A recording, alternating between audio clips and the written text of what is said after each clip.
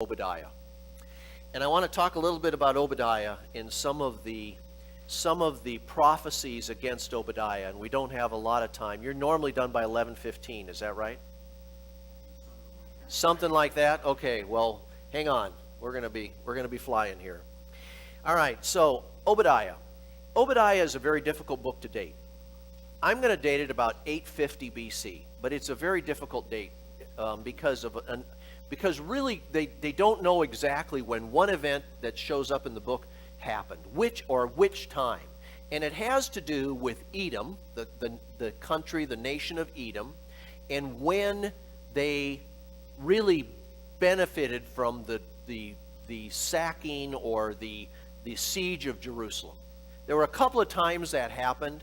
Nobody knows exactly which one of those events is referred to here, but I'm going to date it at about 850. There can be discussions about that. But we're going to go back and take a look at the historical background, and I think it's a quick history. Jacob and Esau, right? Jacob being the one that received that blessing from Isaac, but Esau was the firstborn. So Esau would have received that blessing. God had decided Jacob was going to receive that blessing, and it went bad from there. So right at the very beginning, Jacob and Esau in the womb, they were wrestling with each other, and there was a prophecy that occurred right at birth, and Isaac favored Esau, but Rebekah favored Jacob. So Esau trades his birthright. Jacob deceives to get the birthright, and Jacob flees, but then he returns. And so Jacob and Esau. So Jacob, the nation of Israel; Esau, the nation of Edom, and that's where it begins right there with the conflict. So, following up, what happens after that? Many years later, Edom refuses to let Israel pass through the land. So as they were coming up from Egypt, after coming out of slavery, they come up to Edom, and Edom says, "You aren't coming through our land." And so they respected that. They went around. But Edom right then had an issue with Israel. Here comes the descendants of Jacob, and we won't even let them pass through our land. Saul, David, and Solomon all had conflicts with the Edomites. They were always fighting. And during King Jehoram of Judah, Edom revolted against Judah. And so here we have this setting of enemies. Edom and Judah are enemies.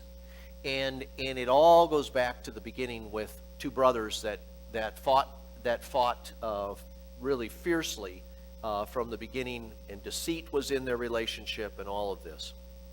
So if you turn to the book of Obadiah, we're going to read those 21 verses and then have some conversation about that. The vision of Obadiah. Thus says the Lord God concerning Edom, we have heard a report from the Lord, and a messenger has been sent among the nations. Rise up, let us rise against her for battle. Behold, I will make you small among the nations, you shall be utterly despised. The pride of your heart has deceived you, you who live in the clefts of the rock, in your lofty dwelling, who say in your heart, who will bring me down to the ground? Though you soar aloft like the eagle, though your nest is set among the stars, from there I will bring you down, declares the Lord. If thieves came to you, if plunderers came by night, how you would have been destroyed. Would they not steal only enough for themselves? If grape gatherers came to you, would they not leave gleanings?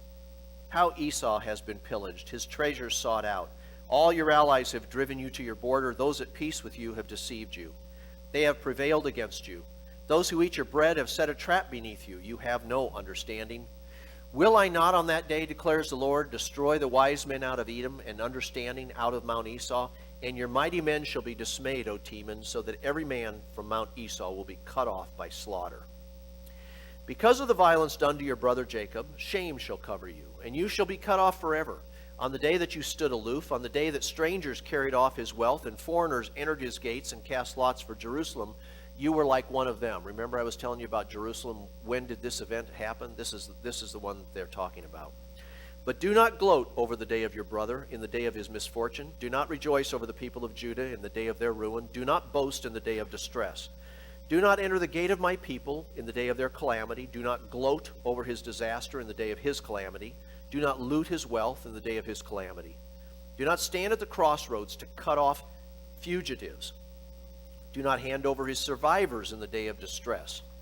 For the day of the Lord is near upon all the nations. As you have done, it shall be done to you. Your deeds shall return on your own head. For as you have drunk on my holy mountain, so all the nations shall drink continually.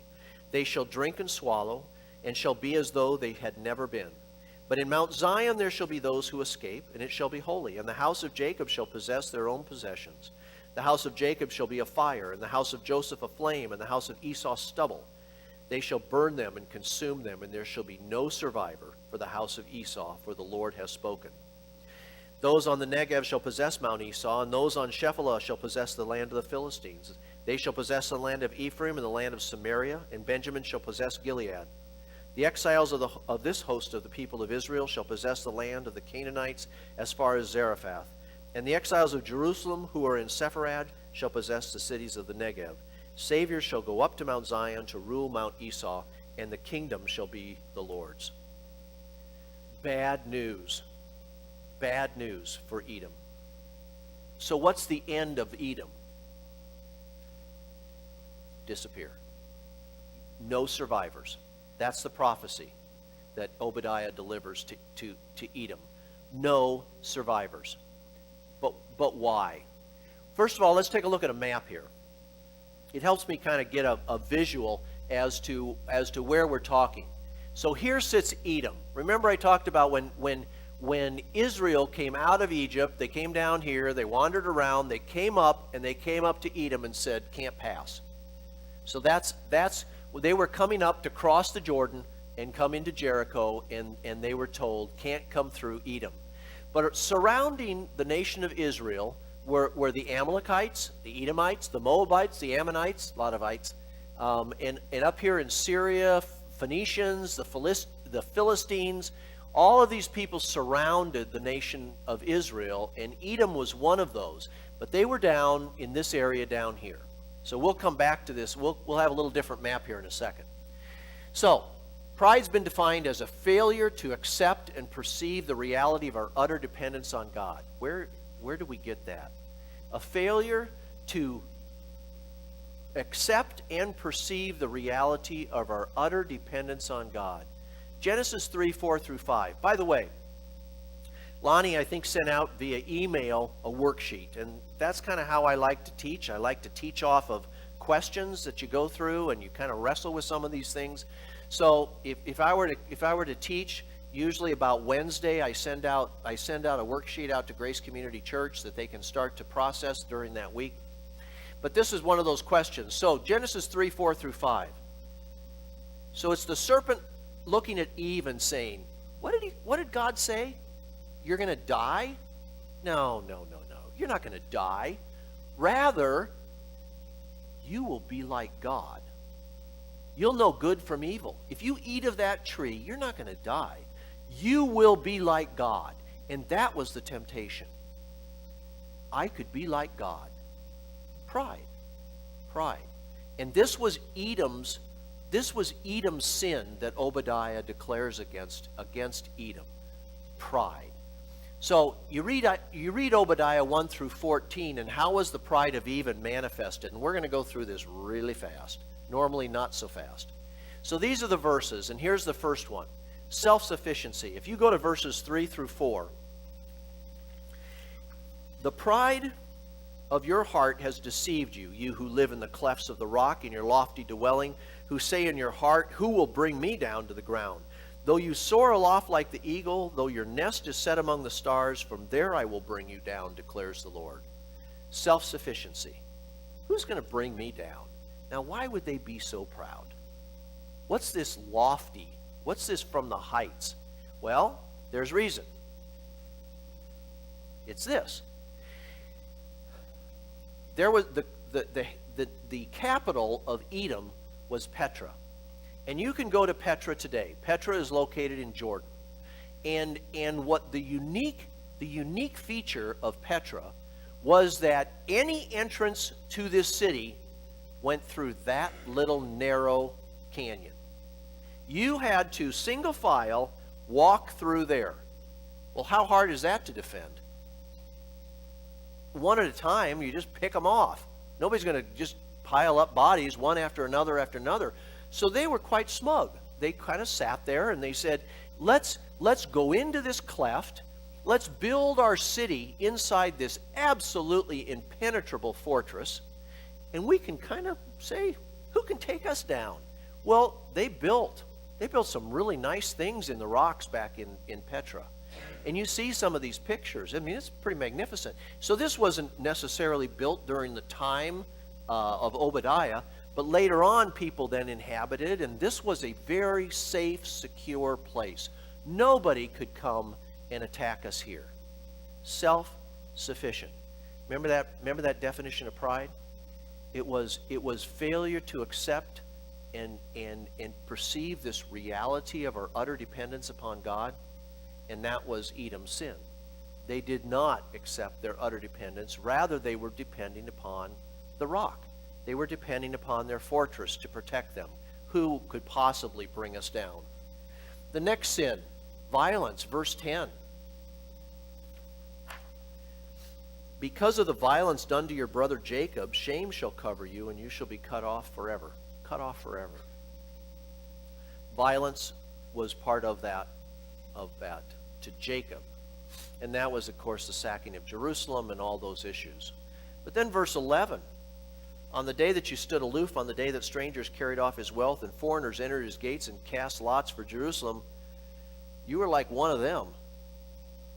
I mean, as they watched all this happening to Jerusalem, they were indifferent. They were indifferent to the suffering of those around them. You see violence. You see how you treat one another. You see indifference. You see this. And I say all reflecting pride. All reflecting pride. You know, it's me. It's about me. I could be like God. Indifference to one another. Then he goes on to the next one. Gloating over failures in verses 12 through 13. But do not gloat over the day of your brother in the day of his misfortune. Do not rejoice over the people of Judah in the day of their ruin. Don't boast in the day of distress. Don't enter the gate of my people in the day of their calamity. Don't gloat over his disaster in the day of his calamity. Don't loot his wealth in the day of his calamity. Don't stand at the crossroads to cut off his fugitives. Don't hand over. They were benefiting. They were benefiting from the sacking of Jerusalem, and they were gloating over it all. Again, pride, right? Just another example of how pride is manifested. And the last one, verse 14, exploiting someone else's weaknesses. And this was this standing at the crossroads. So as people were fleeing out of Jerusalem, they would stand at the crossroads and pick them off. Oh, nice people. You know, these were refugees that were running for their lives, and they would stand there and just pick them off. Because you see, they were untouchable. They had this fortress down there, and life was good. Life was good for them, and they were untouchable. And their pride was being manifested in the violence and gloating and benefiting from somebody else's weaknesses, taking advantage. Well, according to verses 4 through 9, what's going to happen to Edom? We talked about that. Nothing left. Absolute disappearance from the face of the earth. Now, what was interesting was how this happened. So historically, we're back to the maps again. What's interesting is that we had an opportunity to go to Israel several years ago with Jim Ekman and Grace, and this was fascinating to me because there's obvious geography involved here. So, you know, this, of course, coming up over here is the Fertile Crescent, and this is where all the trade came across the Fertile Crescent, what is Iraq today, came across Turkey, came down here in Egypt. So down here you had a major power, up here you had a major power, and here you had a group of people that could benefit greatly from trade. But there were two roads. There was the road that went along the sea, along the Mediterranean, and there was this road that came down here called the King's Highway, and this road came down through the Jordan Valley. Now, why is that? Because coming up through the middle of Israel are mountains, hills, large hills. So Jerusalem sits on a high hill, and coming up through this middle of Israel until you get up here where this is the valley of Megiddo, Armageddon, where you could cut across and connect down into this road, or you could come down through the Jordan Valley, connect down here, the Gulf of Aqaba, connect to a road and come over and trade with Egypt. Now, why was that important? Because anybody that sat on this road could tax. And so Petra sits right down here on this King's Highway, right on the highway. So they say, if you'd like to pass on this, and you didn't have a lot of other roads to go on, if you'd like to pass, you could just pay us. And that was their benefit. That was the advantage that they had. That was part of their smugness. They thought, we got money coming in, we got a place that nobody can invade. Who needs God, right? Well, here's what happened. So Edom became a vassal of Assyria. So Assyria came down and took over that area. They became a vassal of them, and they would pay them tribute. They would pay them taxes. That all worked out for a while. Then, of course, Babylon took care of Assyria. They came down to Jerusalem, and then Edom really benefited from the Babylonian captivity. So when Jerusalem was sacked, they were standing at the crossroads, they were going into the gates, they were looting, they were sacking Jerusalem right along with the Babylonians. But here's the interesting part. So the Nabateans come along. Now the Nabateans were an Arab tribe that had a lot to do with trade. Well, that's what Edom did. They traded, right? They were right on the King's Highway. So the Nabateans came down, and they were let into Petra. They were friends. It even says in here, if you caught it as you were going through, it talked about those people that you consider to be friends will be your enemy, and these are the Nabateans. So the Nabateans are let in to this narrow rock. They're let inside, and all of a sudden they turn on the Edomites and take Petra as their own and kick the Edomites out. So the Edomites then leave Petra, go out into the desert, they wander, and it became Idumea. And King Herod was an Idumean. And that was during that period of time, right before Christ. And then the Idumeans joined the revolt against Rome in 70 A.D. and absolutely disappeared. There are no Edomites, there are no Idumeans. They are wiped off the face of the earth. They are gone. Just as Obadiah prophesied. For what? For their pride. Their pride. That was the charge against Edom, was their pride. Why does God, and why does God hate pride so intensely? Okay, all right. I'll take a few more minutes.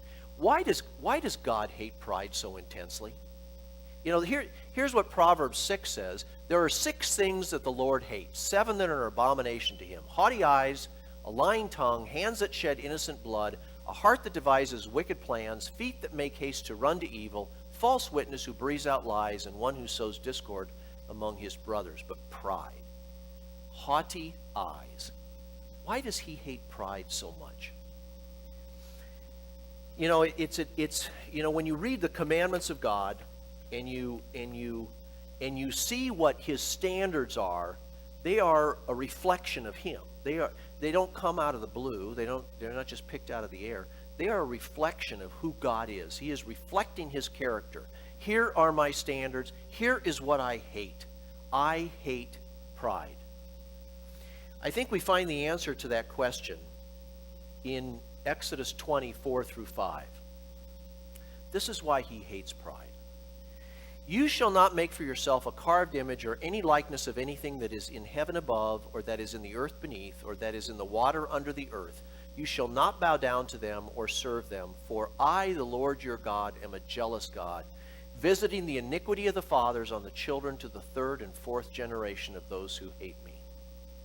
I, the Lord your God, am a jealous God. Now, we use jealousy, right? We talk about jealousy. I'm really jealous they got a new car. I'm really jealous that they got a new house. I'm really jealous of their possessions. What they have, I would want. How does God use jealousy? What is rightfully mine, I want. That's how God uses jealousy. When he says that he's a jealous God, he says what is rightfully mine, I want. That is mine. Now, as the creator of the universe, as the one who chose Israel, as the one who is in charge of all, sovereign God, he has the right to all. And he is a jealous God. So when we come along, when Adam and Eve came along and said that, you know, in my sin, in that picking of the fruit, in that doing what God did not want, I could be like God. And God is a jealous God. And so in his judgment of Edom, he is exercising his character. What is rightfully mine, I want. And now we understand how history plays out, and we understand what happens in the end, and what is rightfully his, he does get. He will rule. He will be the one on the throne, and every knee will bow. But during this time, he's revealing himself to us in his character. He hates pride because he is a jealous God. So what do we learn? What do we learn? Well, several things. As you take a look at this passage, I think you learn three things.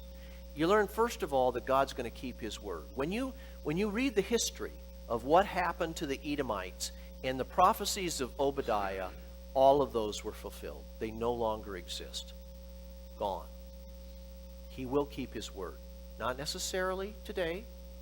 All these prophecies don't get fulfilled in one day. But he will fulfill his prophecies. He will keep his word. Second thing I see is he's going to punish sin. We know that. He's just. He's righteous. He can't allow sin to go on unpunished, and he will punish sin. Without the acceptance of the death of Christ for our punishment of sin will be delivered individually. He will punish sin. And the third thing was God will protect his own. We didn't get a chance to get into it, but when you get to the end of it, you learn that the day of the Lord is not just violence and judgment, but it's restoration. It's the beauty of Jerusalem. It's the restoring and making things right again. And he will protect his own. So, we come to the last question. And that is an important one, because I think it reflects how as a church we help one another, and individually how we seek God's character. What is the basis for our humility before God? And how does God develop humility in a Christian? So we look at ourselves and we say, look, I think I'm on that list. I mean, quite frankly, you know, when I see people not doing well, I have to say in my heart, maybe I've gloated and maybe taken advantage and certainly been prideful in my own self-worship. I mean, I'm on the list. You know, that same charge could be leveled against me. But it's not, because it was leveled against Christ. But we want to live a life of humility. How does God develop humility in a Christian? I want to pause there for a second, and maybe we can share a little bit just for a second. How does God develop humility? How do you see it happening in your life? This is time to talk. We're not that big. How does God develop humility in your life?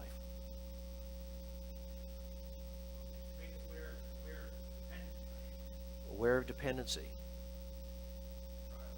Trials. That's how it happens, isn't it? That is how it happens. Yeah, natural consequences of wrong decisions. He doesn't have to bring anything in. It happens when we make those wrong decisions.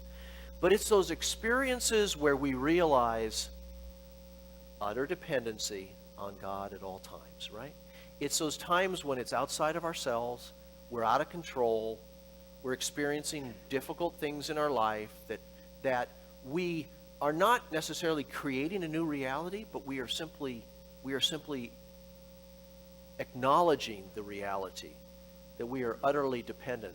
You know, and as you look at other passages of Scripture, and I alluded to it this morning, but when you go to Isaiah 6, of course, and you see, seeing the Lord high, sitting upon a throne, what's his response?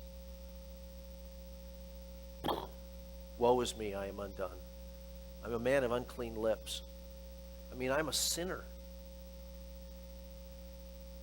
I fall before God when I see him for who he is. I fall before God when I realize my utter dependency upon him. So how do we help other believers in humility? How do we help one another? It is that. It is helping us remember our utter dependency upon God. It's not growing up and becoming independent of God, of course. It is rather acknowledging the reality that we are utterly dependent upon God all the time. We're just in touch with it a little more often at some times in our lives than at other times in our lives. But the reality is we are always dependent. John 15, 1 through 4, we took a look at this morning during our adult Bible class. And of course, that's the vine and the branches. And apart from me, we can do nothing. See, if we try to develop humility in relationship to one another, and it's so easy to say, but I'm still better in this area, or I'm still better in that area. Humble towards one another. We develop our relationship to God. We develop our humility from experiencing our utter dependency upon God, and our humility towards one another is not a problem. We realize we're all in that same boat. We are all utterly dependent upon God. Now, Edom didn't get it. Edom didn't learn. Edom didn't submit to God. Edom didn't come to that point where Edom realized their utter dependency upon God. Rather, they trusted, of course, in those rocks, in that cleft, in that very narrow passageway, as the one that was going to protect them. This is that John 15:4, abide in me, I in you. Abide. Continual abiding, continual dependency. Not moving out, not taking the initiative, responding to God as he leads us. Abide. So here it is, pride, a failure to accept and perceive the reality of our utter dependence on God. The opposite of that, accepting and perceiving the reality of our utter dependence on God. So as we took a look at the book of Obadiah very quickly this morning, as we go through our life this week, we'll probably have some of those experiences where we are in touch with this at a time during this week. And to stay in touch with that, to stay dependent, to constantly seek God and not ourselves is where we can live at peace, where we can live at rest, where we can live in our relationship with him. That's our desire. We talked about Grace Community when we started this morning, and we talked about some of the issues that we've been wrestling with, and that to me is probably one of the most fundamental truths. So you can turn to somebody and say, here's how I'm going to help you grow. I'm going to focus on your behavior. I'm going to point out things, and I'm going to tell you where you're not living right, and I'm going to show you. You can read Scripture, and you can read all these commandments. That's going to motivate you. Versus, I am going to point you into a relationship with Christ. I am going to develop my personal relationship with Christ that I can live like this. I can live in utter dependency upon God all the time. You look at Christ, right? You look at Christ. I don't do anything. I don't say anything. Only what the Father commands me. That's all that I do. That's where we want to live. Utter dependency. No pride. Utter dependency upon God. May he build that into us. That's our desire. Let's close in prayer. Father, we see how not to do it many times in Scripture. We see how not to live this life in self-sufficiency. Father, our desire is to live this life in dependency upon you. And we know that as we get to know you, we know that you can be trusted. We know that you are a loving God. We know that you only have our best interest at heart. We know that your will is what is best for us. So we can develop that. We can trust you. We can increase our dependency upon you, and we can live at rest in our relationship with you. Continue to build that into our lives, Father, so in the end we can say, you receive all of the glory. In your name, amen.